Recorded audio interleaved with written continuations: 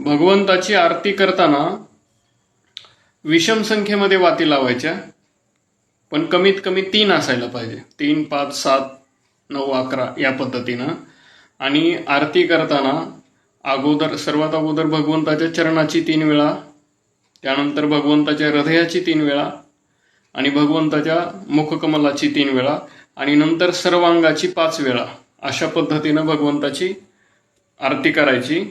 आता इथं भगवंताच्या गळ्यात नादी पवित्र असल्यामुळे भगवंताच्या चरणाची, त्याच्यानंतर नादी पवित्रची, मग हृदयाची आणि मग मुखाची आणि पुन्हा सर्वांगाची, अशी दीप आरती म्हणजे वाती लावलेली आरती.